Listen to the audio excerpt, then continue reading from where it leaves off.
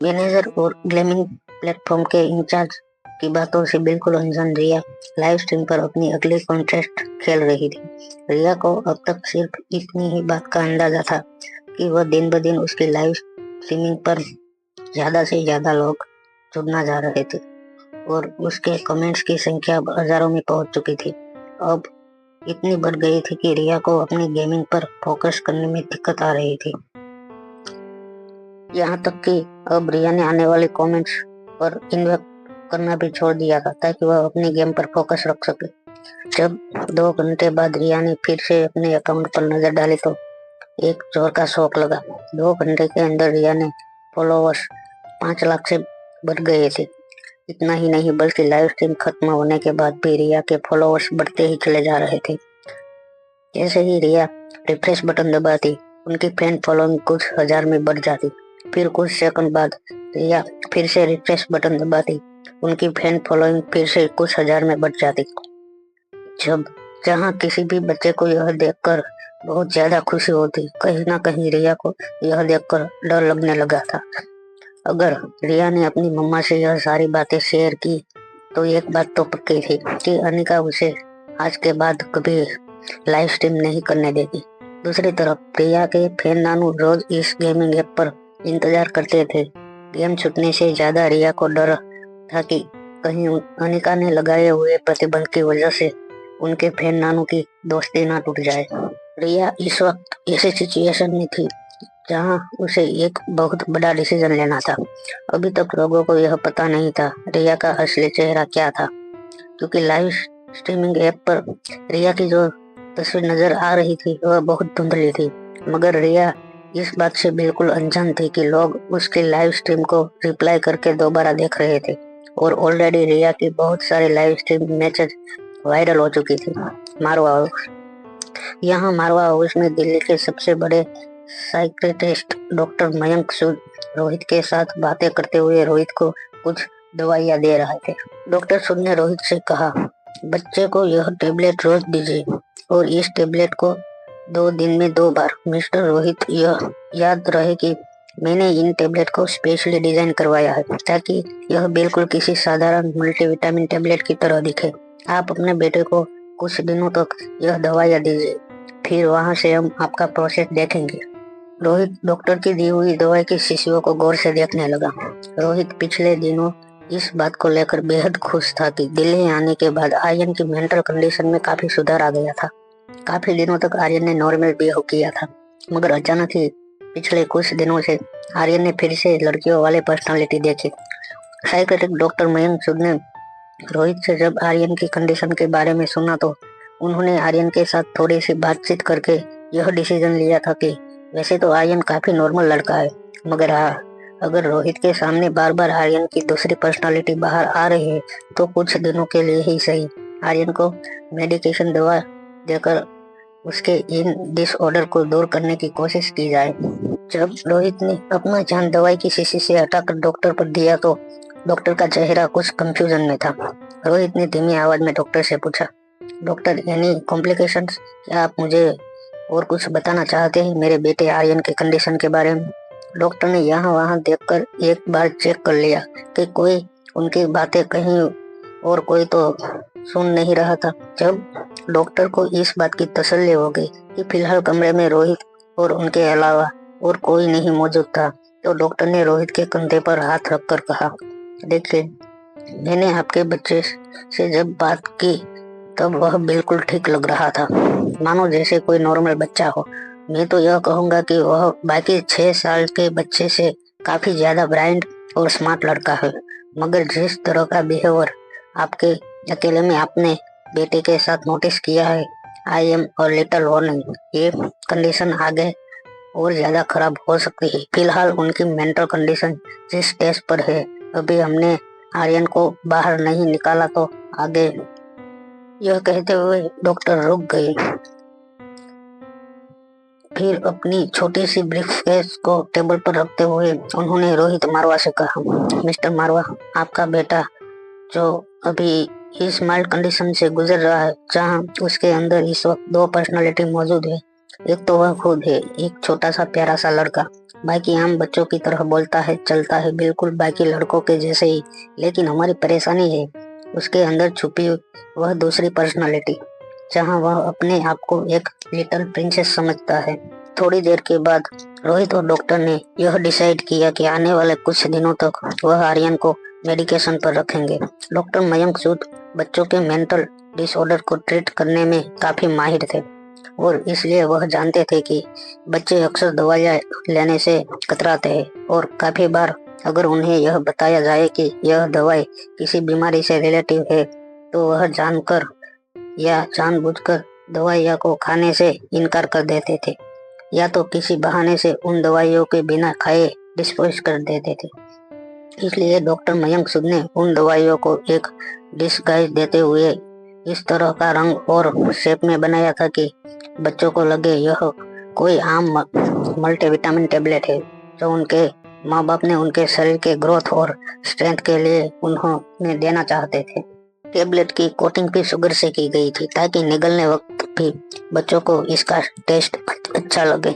रोहित ने डॉक्टर से हाथ मिलाते हुए कहा, ठीक है, मैं ख्याल रखूंगा कि आने वाले कुछ दिनों तक आर्यन यह टेबलेट मिस ना करे। डॉक्टर के जाने के बाद रोहित अपने स्टडी एरिया की ओर गया जहां पर एक नौकर बर्थडे में मिले गिफ्ट को अरेंज कर रहा था। नौकर ने रोहित से कहा, सर, जो जो गिफ्ट कुरियर से आई है उन्हें मैंने ऊपर के कमरे में रखवा दिया है।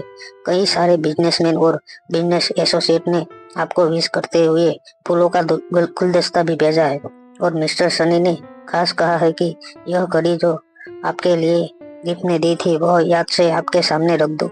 और सर, यह स्कार्फ यह डॉक्टर शालिनी ने दिया है। स्कार्फ देखते ही रोहित ने अपना मुंह दूसरी ओर घुमा लिया और अपने चेहरे पर हाथ फेरते हुए नौकर से कहा, बाकी सारी चीजें तुम स्टोरेज रूम में रखवा दो। वह सनी की घड़ी मेरे बेडरूम की ड्रॉवर में रख दो।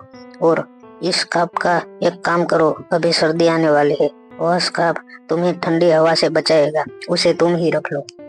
नौकर स्कार्फ को देखते हुए खुश हो गया और वहां से चला गया। आसपास पड़े गिफ्ट के बॉक्स को देखते हुए रोहित के मन में सिर्फ एक ख्याल आ रहा था कि आखिर अनिका ने रोहित के लिए कोई गिफ्ट क्यों नहीं लाई थी।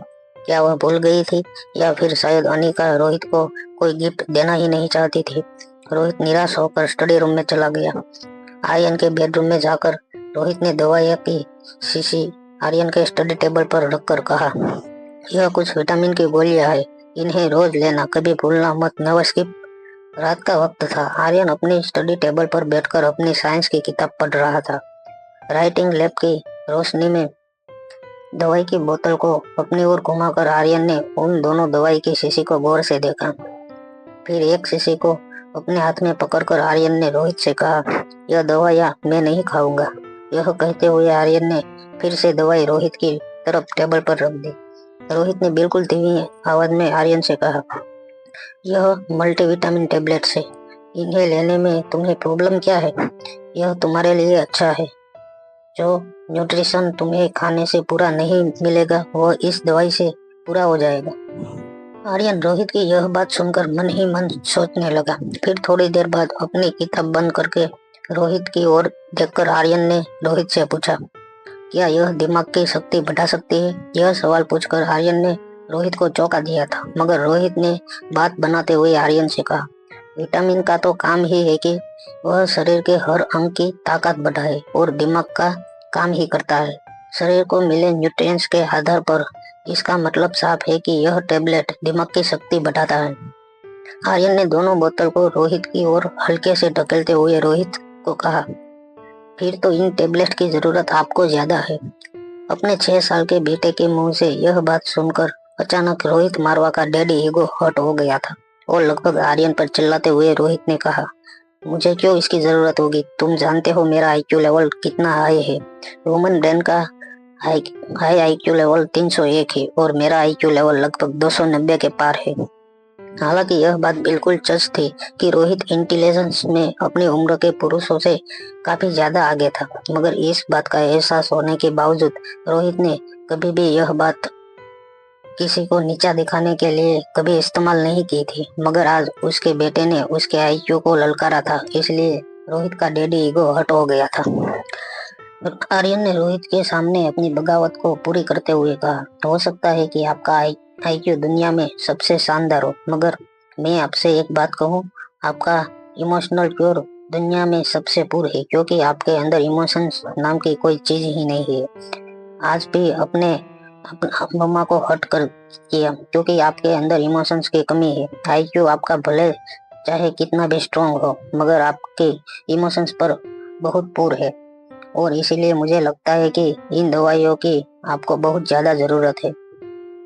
जब से रिया ने आर्यन से कहा था कि आज मम्मा डैड को सब कुछ सच बता देने वाली है, आर्यन ने अपने रीयूनाइट फैमिली के सपने देखना शुरू कर दिया था। मगर जब अपना सपना अचानक ही आर्यन को टूटते हुए नजर आया, तो आर्यन ने मन ही मन में एक बात तय कर ली कि जरूर डैड ने ही मॉम को फिर से हर्ट कर किया होगा, जिसकी वजह से मॉम ने अपना इरादा बदल दिया था। नन्हे से आर्यन ने दवाई की शीशियां टेबल पर पटक कर रोहित से कहा, यह दवाइयाँ बिना भूले रोज लीजिएगा, इससे आपकी दिमाग की शक्ति बढ़ेगी। आईक्यू तो आपका पहले से ही अच्छा है, शायद इससे आपके इम्प्रेशन पर कुछ सुधार आ जाए। यह कहते हुए आर्यन अपने बेडरूम की बालकनी में चला गया और बेडरूम की बालकनी को अलग करता हुआ कांच की स्लाइडिंग विंडो बंद कर दी। रोहित थोड़ी देर तक बस बालकनी में नाराज खड़े हुए आर्यन को यूं ही देखता रहा, और फिर एक हारे हुए बाप की तरह आर्यन के कमरे से निकल गया। जो रोहित पूरी दुनिया को जीत सकता था, आज वह रोहित अपने बेटे के सामने बिल्कुल हारा हुआ महसूस कर रहा था। कभी कभी आर्यन के ऐसे बर्ताव से रोहित के सीने में हल्का दर्द महसूस होने लगता था। आज रोहित चाहे तो दुनिया के किसी भी हिस्से में चुटकियों में पहुंच सकता था, मगर उसके बेटे के दिल तक पहुंचने का रास्ता न जाने क्यों रोहित को बहुत लंबा नजर आ रहा था। अपने बेडरूम की ओर चल रहे रोहित को अचानक ही अनिका की बेटी की याद आने लगी।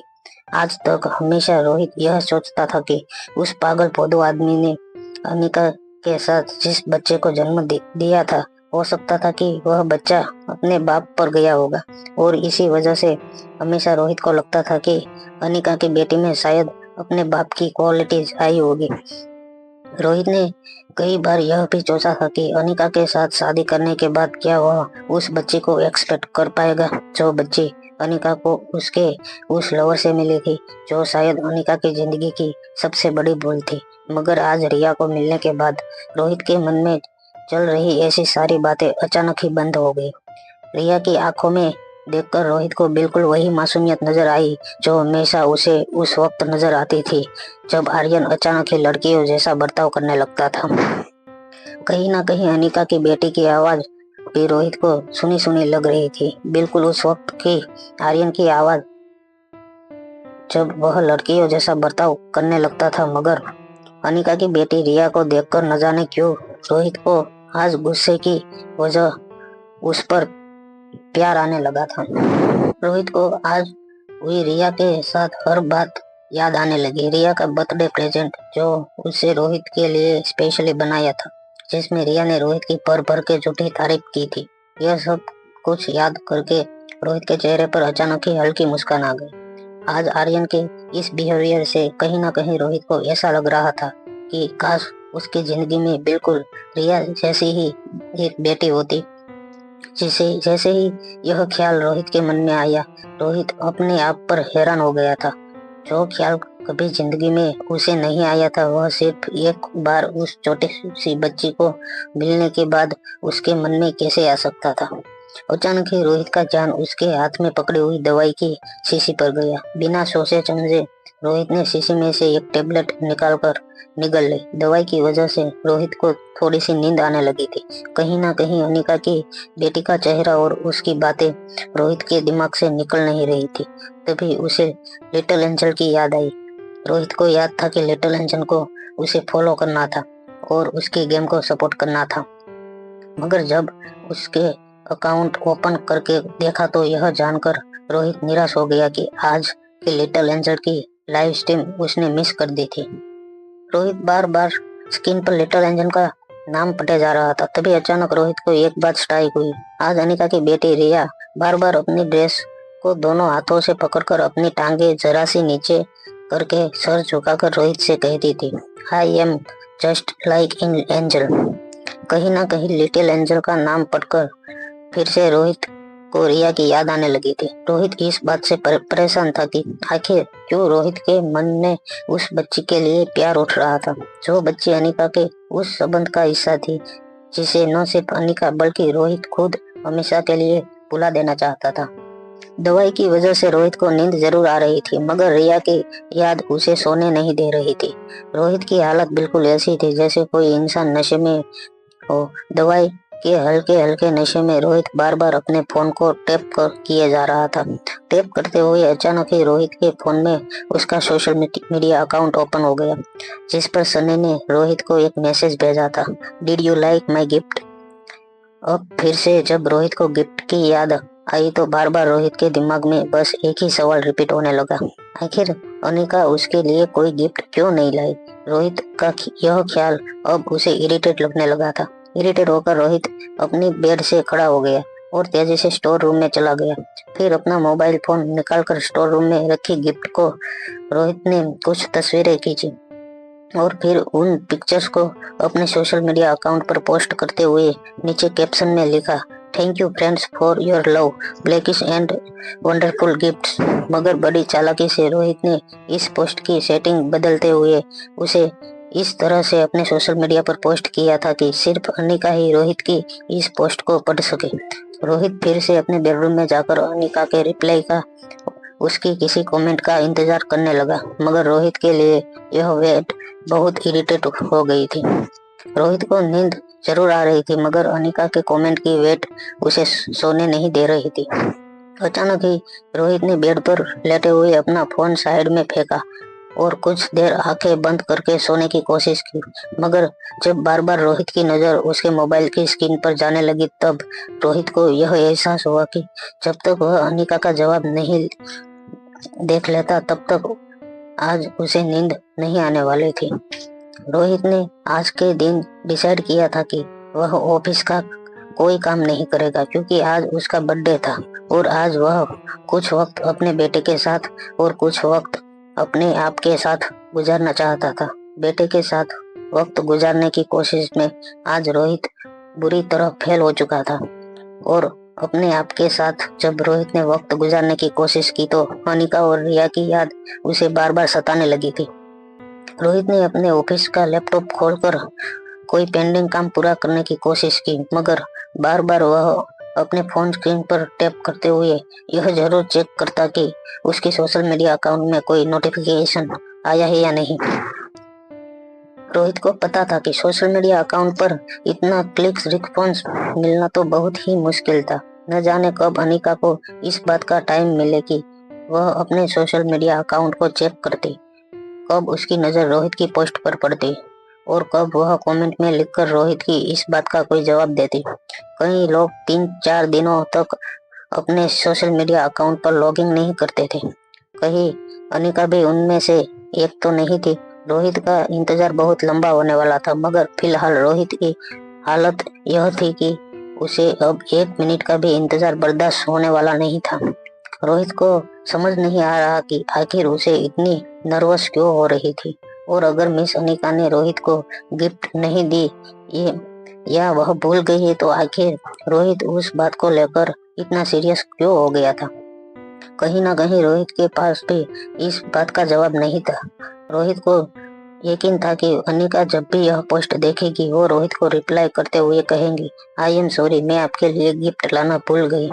इस बात का क्या जवाब देना है यह भी रोहित ने सोच कर रखा था।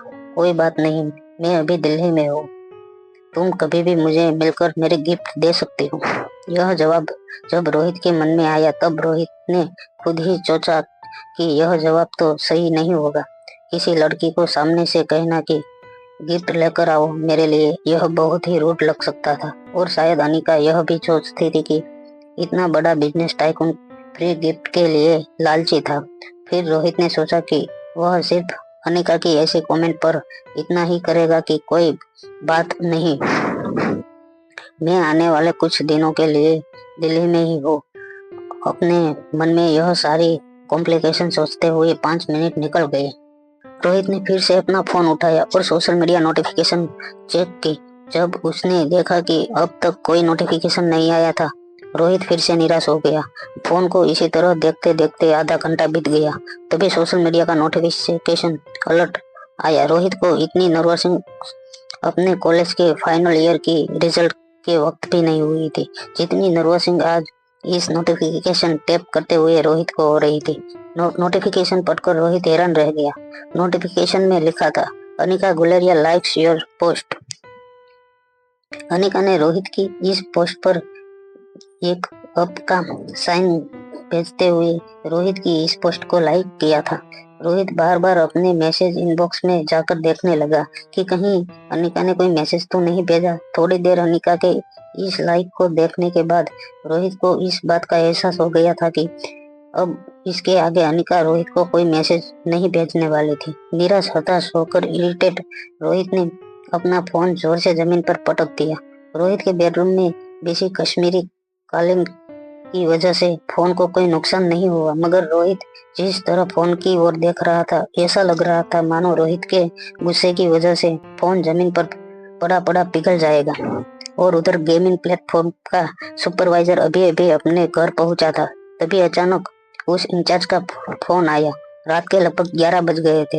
नॉर्मली ऐसे टाइम पर इंचार्ज कभी अपने सुपरवाइजर को कॉल नहीं करता था। जैसे ही सुपरवाइजर ने फोन उठाया, टेंशन आवाज में इंचार्ज ने उसे कहा, सर जल्दी से सोशल मीडिया अकाउंट चेक कीजिए। सुपरवाइजर इंचार्ज की आवाज से इतना जान गया था कि जरूर कोई गड़बड़ हुई थी। तभी इतनी रात गए इंचार्ज ने उसे इस तरह फोन किया था। सुपरवाइजर ने अपना सोशल मीडिया अकाउंट खोलकर देखा। अकाउंट चेक करते ही वो चौंक गया कि अब एक नया सोशल मीडिया अकाउंट पर ट्रेंड होने लगा था। Little angel is fake, fantastic princess is real. Fantastic princess एक लाइव स्ट्रीमर थी जो इस साल गेमिंग एक्ट के साथ रजिस्टर हुई थी, मगर यह फैंस्टिक प्रिंसेस नाम की मेंबर उनकी गेमिंग सेक्शन के एक्टिव नहीं थी, बल्कि इंटरनेट चैनल में काफी एक्टिव थी। सुपरवाइजर को पता था कि यह फैंस्टिक यह एक कॉलेज गोइंग लड़की थी जो काफी पैसे वाले फैमिली को ब्लोइंग करती थी। आज उसके लाइव स्ट्रीम में किसी ने जब उसे लिटिल एंजल पर अपनी कमेंट देने को कहा, तब फैंस्टिक प्रिंसेस ने उनका जवाब देते हुए कहा, लिटिल एंजल जो कर रही है वो एक बहुत बड़ा स्कैम है। अगर वह सचमुच इतने पावरफुल खानदान की होती तो अपना चेहरा इस तरह सोशल मीडिया पर कभी नहीं दिखाते, क्योंकि अमीर खानदान और ऊंचे खानदान के माँ बाप कभी भी अपने बच्चों का सोशल मीडिया पर अपना चेहरा दिखाना अलाउ नहीं करते। और यह तो सिर्फ 6 साल की बच्ची है। मैं खुद जबकि इतनी बड़ी हो गई हूँ, लाइव स्ट्रीम करने के लिए मुझे अपनी फैमिली से कितनी फाइट करनी पड़ती है, तभी मैं ही जानती हूँ।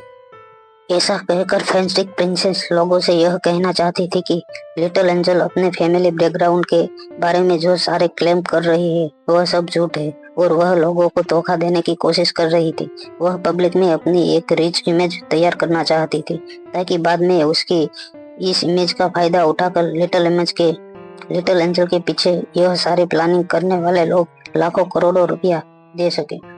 क्योंकि फैंटास्टिक प्रिंसेस ने लिटिल एंजल के बारे में यह सब कुछ कहा था, फैंटास्टिक प्रिंसेस टॉपिक में पहुंच गई थी। इंचार्ज ने दबी हुई आवाज में अपने सुपरवाइजर से कहा, अब हम क्या करेंगे फैंटास्टिक प्रिंसेस के बारे में। सुपरवाइजर ने कुछ देर सोचने के बाद फोन पर इंचार्ज से कहा, मुझे लगता है यह जो प्रिंसेस लड़की एक छोटी सी बच्ची पर इंचार्ज लगा रही है वह बस खुद ही पॉपुलैरिटी बढ़ाना चाहती है। यह फैंटास्टिक प्रिंसेस ने रिसर्च की होगी कि इस वक्त टॉप ट्रेंडिंग में कौन चल रहा है। जब उसकी नजर लिटिल एंजल पर पड़ी होगी तो उसने सोचा होगा कि यह तो काफी आसान शिकार है, क्यों ना इस पर थोड़ा सा कीचड़ उछाल कर अपनी पॉपुलैरिटी बना ली जाए। एक काम करो, तुम मिस फैंटास्टिक को एक वार्निंग इश्यू कर दो।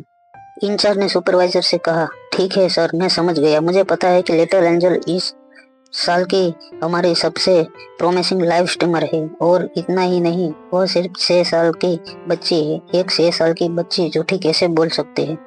सर, हमें ध्यान रखना होगा कि यह फैंटास्टिक जैसे लोग इस नन्ही बच्ची को पॉपुलैरिटी को मिटाने में मिला न दे। मल्होत्रा हाउस। रिया अपनी मम्मी के बगल में इन सब बातों से अनजान लेटकर अपने मोबाइल में कुछ टाइप कर रही थी। रिया ने अपने फ्रेंड नानू को गुड नाइट कहकर उन्हें कुछ स्ट्रिक भेजे ताकि उनकी फ्रेंडशिप स्ट्रिक बनी रहे। उसके बाद रिया ने अनिका के ऊपर अपना हाथ रखते हुए अनिका से कहा, मम्मा आज मैंने डैडी को फेसबुक पर डेट किया है, क्या कहूँ मैं उनसे। रिया ने देखा कि अनिका गहरी नींद में सो चुकी थी। तब थोड़ी देर कुछ सोच कर खुद ही रिया ने रोहित मारवा को मैसेज लिखते हुए कहा, daddy are you also. Rohit Marwah जो इस वक्त दवाई के नशे में हालत में अनिका पर चिढ़ा हुआ था, कहीं ना कहीं अनिका के एक मैसेज का इंतजार कर रहा था। तभी अचानक उसके सोशल मीडिया अकाउंट पर एक नोटिफिकेशन फ्लैश हुआ। बिजली की रफ्तार से रोहित ने अपना फोन हाथ में लिया और नोटिफिकेशन पर टैप करते हुए इनकमिंग मैसेज पढ़ा। रोहित को यह देखकर चौंक गया कि उस नन्ही सी बच्ची ने रोहित को मैसेज भेजा था। मैसेज में लिखा था, डैड आर यू अस्लीप। अचानक यह मैसेज पढ़कर रोहित के हाथ से अपना मोबाइल छूट गया। रोहित समझ नहीं पा रहा था कि उसने अभी अभी क्या पढ़ा था। अपना मोबाइल फिर से उठाकर अपना एक हाथ सर पर रखकर अपना सर धीरे से दबाते हुए रोहित ने इस बार बड़े ही आराम से रिया का इनकमिंग मैसेज पढ़ा। मगर इस बार जब उसने मैसेज पढ़ा तब वह श्योर था कि मैसेज में रिया ने लिखा था, डैड आर यू अस्लीप। रिया के इस मैसेज को देखकर अचानक ही रोहित को गुस्सा आ गया। दवाई का असर अब रोहित को ज्यादा लगने लगा था। रोहित का सर अचानक ही फटने लगा।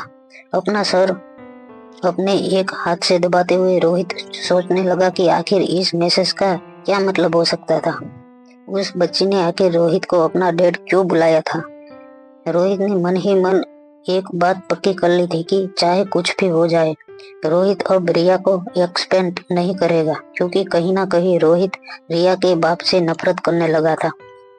उस इंसान से रोहित को नफरत होने लगी थी जिससे बहला फुसाकर अनिका के साथ संबंध बनाए और उसे वक्त से पहले प्रेग्नेंट कर दिया। और उसी आदमी के ऐसे बर्ताव का नतीजा था यह नन्ही सी लड़की रिया। और आज रिया का यह मैसेज पढ़कर रोहित को कहीं ना कहीं रिया के बाप की याद आने लगी, जिसके साथ यह अनिका को कभी नहीं देखना चाहता था। रोहित ने दवाई के नशे में मन ही मन यह तय कर लिया था कि चाहे कुछ भी हो जाए वह रिया को कभी एक्सपेक्ट नहीं करेगा। रोहित चाहता था कि अनिका उसकी जिंदगी में आए, मगर अपनी बच्ची रिया के बिना। रोहित ने अपना फोन उठाकर रिया को रिप्लाई देना शुरू किया, do not call me your father. मैं तुम्हारा पापा नहीं हूँ। रिया को यह मैसेज भेजते हुए रोहित ने रिया के अकाउंट को अपने अकाउंट पर मैसेज भेजने से ब्लॉक कर दिया। जब रिया ने रोहित का मैसेज पढ़ा तो रिया अपने मुंह पर हाथ रखकर जोर से हंसने लगी, मगर उसे पता था कि उसकी हंसने की वजह से शायद बगल में सो रही अनिका की नींद डिस्टर्ब हो सकती थी। इसलिए अपनी हंसी को कंट्रोल करते हुए रिया ने अपने डैडी को मैसेज करते हुए लिखा, क्या आप मेरे डैडी नहीं बनना चाहते। जैसे ही रिया ने यह मैसेज रोहित को भेजा, रिया की स्क्रीन पर एक पॉपअप फ्लैश होने लगा, the personal you are training to connect is not available. Riya ने यह मैसेज पढ़कर हैरान हो गई। वैसे तो रिया छोटी सी उम्र में इंटरनेट की काफी बातें जानती थी, मगर अभी भी कुछ बातें रिया की समझ के बाहर थी। कंफ्यूज होकर फिर से रिया ने रोहित को मैसेज भेजने लगी, लेकिन जब फिर से एक बार वही मैसेज रिया के स्क्रीन पर फ्लैश हुआ तब रिया को लगा कि जरूर फोन की कोई सेटिंग में कोई गड़बड़ हुई है। रिया की हंसी की आवाज सुनकर अनिका ने रिया से पूछने लगा, क्या हुआ, क्यों हंस रही हो, अब सोने भी दो मम्मा को। रिया ने एक पाव अनिका के ऊपर रखकर अपना फोन अनिका को देखते हुए पूछा, देखो ना, मैं डैडी को मैसेज भेजने की कोशिश कर रही हूँ, मगर यह मैसेज जा नहीं रहा। जब अनिका ने रिया का फोन लेकर कन्वर्सेशन चेक किया तो वह सारा मामला समझ गई। अनिका ने फोन रिया को देते हुए कहा, उन्होंने तुम्हें ब्लॉक कर दिया है, अब तुम उन्हें मैसेज नहीं भेज पाओगी। अपने मम्मी से यह बात सुनकर रिया हैरान हो गई। अपने आईब्रो को ऊपर करके रिया ने अनिका को एक शार्प लुक देते हुए पूछा, क्या मतलब ब्लॉक कर दिया, उन्होंने ऐसा क्यों किया। अनिका ने अपनी दोनों आंखें बंद करते हुए रिया की बातों का जवाब दिया, क्योंकि तुमने उन्हें डैडी कहा, उन्हें पसंद नहीं आया और उन्होंने तुम्हें ब्लॉक कर दिया। यह बात सुनते ही रिया ने जोर से अपना फोन बिस्तर पर पटक दिया और अपना मुंह तकिए के अंदर डालकर बोलने लगी, अगर आप मुझे हर्ट करते हैं तो मैं आपको आज से डबल हर्ट करूंगी। मैं आपसे कभी कभी भी प्यार नहीं करूंगी। गुस्से से तिलमिलाई नन्ही सी रिया को बिस्तर पर सोने के बावजूद नींद नहीं आ रही थी। वहां रोहित इस बात से अनजान था कि अभी अभी उसने जिस बच्ची को ब्लॉक करके उसका दिल तोड़ा था, दरअसल वही बच्ची उसकी बेटी थी। आज की बातों को लेकर इरिटेट रोहित अपने बिस्तर पर खड़ा हुआ नींद का इंतजार जरूर कर रहा था, मगर रिया और अनिका के ख्याल में उसे सोने नहीं दे रही थी।